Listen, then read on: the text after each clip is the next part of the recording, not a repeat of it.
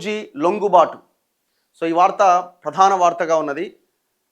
Maoist party chief Nambala Keshava Rao మృతి తర్వాత Devji alias Tippiri తిరుపతికి ఆ బాధ్యతలు అప్పగించారు. సో ఇంతకాలం వీళ్ళంతా కొంత తెలంగాణ ప్రాంతంలోనే తలదాచుకుంటూ వస్తున్నారు. బీజేపీ పాలిత రాష్ట్రాల్లో ఇంకా అవకాశం లేదు. సో ఇక్కడ కాంగ్రెస్ ఉంది కాబట్టి కొంత దీంతో వీళ్ళు ఈ ములుగు ఈ జిల్లాల్లో ఇంతకాలం వాళ్ళ కార్యకలాపాలను కొనసాగించినారు. అంటే గవర్నమెంట్తో కూడా వీళ్ళు ఇది ఏంటంటే ఎలాంటి యాక్టివిటీస్ చేయొద్దు అన్నది ఒక ఇది బయట వినబడుతున్నది. మరి అది ఎంతవరకు వాస్తవం తెలియదు కానీ, సో ఎలాంటి యాక్టివిటీస్ చేయకుండా ఒక ప్రాంతంలో వీళ్ళంతా ఉన్నారు. సో ఇంకా ఇప్పుడు మార్చి 31 అమిత్ షా పెట్టిన డెడ్లైన్ దగ్గరికి వస్తుండడంతో వాళ్ళు కూడా అలర్ట్ అవుతున్నారు. ఎక్కడ ఉన్నారు వీళ్ళంటే తెలుసుకున్నారు, ములుగు ఈ మేడారం ఈ ప్రాంతంలో ఉన్నారు అని. వాళ్ళు అలర్ట్ అయ్యి సోదాలు ఇవన్నీ రకరకాల ఇవన్నీ చేసే ప్రయత్నం వాళ్ళు చేస్తున్నారు. సో ఈ పరిస్థితులు ఇంకేం చేయాలి? వాళ్ళ అవకాశం ఏమున్నది? లొంగిపోవడం తప్ప ఇంకేమైనా అవకాశం ఉందా? కష్టం. ప్రాణాలు దక్కించుకోవాలి. మీరు ఇంతకాలం చేసినటువంటి పోరాటము, కుటుంబాలను వదిలేసిన త్యాగం, ఇవన్నీ ఇంత గొప్ప ఇది చేసినప్పుడు అదే ప్రజల్లోకి వచ్చి అదే పని ఇక్కడ చేయొచ్చు కదా అనే ఒక చర్చ కూడా స్టార్ట్ అయింది. మేధావులు కూడా మీరు లీగల్ మార్గాల్లో ఏం చేయాలో ఆ పని చేసే ప్రయత్నం చేయండి, ఇంకా ప్రాణాలు కోల్పోకండి, వాళ్ళు ప్రాణాలు తీయడానికి రెడీగా ఉన్నారు అన్నది మేధావులు వీళ్ళంతా రిక్వెస్ట్ చేస్తున్నారు. సో దీంతో వాళ్ళంతా లొంగిపోయినట్టు కనబడుతున్నది. దేవ్జీ లొంగుబాటు. మావోయిస్టు అగ్రనేతతో పాటు మల్లా రాజిరెడ్డి సహా 25 మంది అట. మల్లా రాజిరెడ్డి ఎవరు? ప్రొఫెసర్ కాసిం గారి మామ అనమాట, అంటే వాళ్ళ వైఫ్ ఫాదర్. తెలంగాణ పోలీసులకు లొంగిపోయారు. ఛత్తీస్గఢ్ డిప్యూటీ ముఖ్యమంత్రి వెల్లడి. నేడో రేపో రాష్ట్ర పోలీసుల ప్రకటన. ముఖ్యమంత్రి రేవంత్ రెడ్డి సమక్షంలో లొంగుబాటును చూపించే అవకాశం. మావోయిస్టు పార్టీ కేంద్ర కమిటీ కార్యదర్శి తిప్పిరి తిరుపతి అలియాస్ దేవ్జీ, కేంద్ర కమిటీ సభ్యుడు మల్లా రాజిరెడ్డి అలియాస్ సంగ్రామ్ తెలంగాణ పోలీసుల ముందు లొంగిపోయారు. రాష్ట్ర కమిటీ సభ్యుడైన నరసింహారెడ్డితో పాటు మొత్తం 25 మంది ప్రత్యేక ఇంటెలిజెన్స్ బ్యూరో పోలీసుల ముందు లొంగిపోయారు. ఈ లొంగుబాటును రాష్ట్ర డీజీపీ శివధర్ రెడ్డి నిర్ధారించారు. దేవ్జీతో పాటు మరికొందరు మావోయిస్టులు తెలంగాణ పోలీసులకు లొంగిపోయారని ఛత్తీస్గఢ్ డిప్యూటీ సీఎం కూడా ప్రకటించిండు. అయితే ఇది నేను అనుకోవడం ఒక 2-3 డేస్ బ్యాకే జరిగినట్టున్నది. సో ఈయన దేవ్జీ తిప్పిరి తిరుపతి, మల్లా రాజిరెడ్డి ఈయన మావోయిస్టు పార్టీకి చెందిన కేంద్ర రాష్ట్ర కమిటీల్లో తెలంగాణ వ్యక్తులు 15 మంది ఉన్నారు. తెలంగాణ వ్యక్తులు ఎంతమంది ఉన్నారు? స్టేట్ అండ్ సెంట్రల్ కమిటీలో 15 మంది ఉన్నారు. వారంతా లొంగిపోవాలని ఇటీవల రాష్ట్ర డీజీపీ సూచించారు. వాస్తవానికి మల్లోజుల లొంగుబాటు తర్వాత వరుసగా వివిధ స్థాయిల్లో ఉన్న మావోయిస్టు క్యాడర్ లొంగుబాటుకు తెలంగాణను వేదిక చేసుకున్నారు. ఇదే క్రమంలో గత కొన్నాళ్లుగా కరీంనగర్కు చెందిన తిప్పిరి తిరుపతి అలియాస్ దేవ్జీ, రాజిరెడ్డిల లొంగుబాటుకు సానుకూల వాతావరణం కల్పించాలని ప్రజా సంఘాల నేతలు, మేధావులు ప్రభుత్వాన్ని కోరుతున్నారు. ఇటీవల ఆపరేషన్ కర్రెగుట్టల పేరిట వేలాది సాయుధ బలగాలను రంగంలోకి దింపి కేంద్రం మరోసారి మావోయిస్టుల మీద తీవ్ర ఒత్తిడి తెచ్చింది. దీంతో ప్రాణహాని లేకుండా చూస్తే లొంగిపోవడానికి సిద్ధంగా ఉన్నామనే సంకేతాలు దేవ్జీ తదితరుల నుంచి వచ్చినట్టుగా తెలుస్తోంది. హిడ్మా ఎన్కౌంటర్ తర్వాత ఆంధ్రప్రదేశ్లోని వివిధ ప్రాంతాల్లో పట్టుబడ్డ మావోయిస్టుల్లో దేవ్జీ అంగరక్షకులు 4 ఉండడం అనుమానాలకు తావిచ్చింది.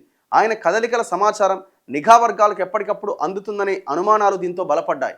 మావోయిస్టుల లొంగుబాటును ముఖ్యమంత్రి రేవంత్ రెడ్డి సమక్షంలో చూపించాలని పోలీసు ఉన్నతాధికారులు భావిస్తున్నారు. దేవ్జీ లొంగుబాటుతో మావోయిస్టు పార్టీ శకం ముగిసినట్లే అని ప్రజా సంఘాల నాయకులు పేర్కొంటున్నారు.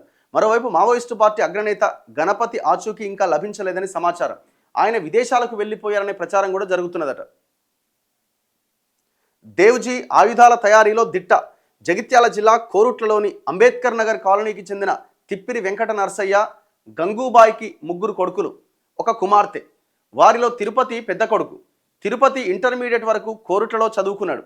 కరీంనగర్లో డిగ్రీ చదువుతున్న సమయంలో 1984లో అజ్ఞాతంలోకి వెళ్ళిపోయిండు. క్రమంగా మావోయిస్టు దళ నాయకుడిగా ఎదిగిండు. దేవ్జీకి ఆయుధాల తయారీలో దిట్ట అనే పేరుంది.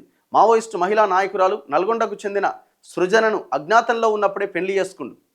పోలీస్ ఎన్కౌంటర్లో ఆమె చనిపోయింది. మావోయిస్టు పార్టీ కేంద్ర కమిటీ కార్యదర్శిగా తిప్పిరి తిరుపతి 2025 సెప్టెంబర్లో నియమితులయ్యారు. పెదనాన్న దేవ్జీ తమకు కొండంత ధైర్యమని ఆయన తమ్ముడి కూతురు సుమ అంటున్నది. అజ్ఞాతం వీడి జనజీవన స్రవంతిలో కలుస్తున్నాడన్న సమాచారంతో దేవ్జీ తమ్ముడు గంగాధర్, సుమ భావోద్వేగానికి లోనయ్యారు. మల్లా రాజిరెడ్డి లొంగుబాటు. మావోయిస్టు పార్టీ తొలితరం అగ్రనేత మల్లా రాజిరెడ్డి అలియాస్ సత్తన్న అలియాస్ సంగ్రామ్ పోలీసులకు లొంగిపోయారు. పెద్దపల్లి జిల్లా మంథని మండలంలోని శాస్త్రులపల్లికి చెందిన రాజిరెడ్డి మంథనిలో ఇంటర్ చదువుతూ 1975లో పీపుల్స్ వార్ అనుబంధ RSU ద్వారా విప్లవ రాజకీయాల్లో చేరారు. అనంతరం పీపుల్స్ వార్ మంథని దళంలో చేరి అజ్ఞాతంలోకి వెళ్లారు. దళ సభ్యుడిగా చేరిన రాజిరెడ్డి మావోయిస్టు పార్టీ కేంద్ర కమిటీ పోలిట్ బ్యూరో స్థాయికి ఎదిగారు. ఫలించిన తెలంగాణ పోలీసుల వ్యూహం. మావోయిస్టు పార్టీ కేంద్ర కమిటీ కార్యదర్శి దేవుజీతో పాటు అతడి సైన్యాన్ని లొంగుబాటు దిశగా తీసుకొచ్చే అంశంలో తెలంగాణ పోలీసులు అనుసరించిన వ్యూహం ఫలించింది. మావోయిస్టు అగ్రనేతలు, వారి అనుచరులు పెద్ద సంఖ్యలో లొంగిపోయేందుకు Telangana DGP Shivadhar Reddy, SIB chief Sumathi అనుసరించిన విధానాలు కేంద్ర హోంశాఖ ప్రశంసలు పొందినాయట. ఈ ఏదో వాళ్ళకి వాళ్ళు రాసుకున్నారు, ఇది గవర్నమెంట్ది. కానీ విషయం ఏంటంటే అక్కడ వాళ్ళు లొంగిపోవడానికి అసలు కారణం ఏంటంటే ఇంకా వాళ్ళు అక్కడ ఉండడానికి అవకాశం లేని పరిస్థితి. ఇక్కడే ఉండాలి అనుకుంటే ప్రాణం పోతుంది ఏదో ఒక రోజున. సో కాబట్టి వాళ్ళు రావడాన్ని మనం ఏం తప్పుపట్టాల్సిన, లొంగిపోవడాన్ని తప్పుపట్టాల్సిన అవసరం లేదు.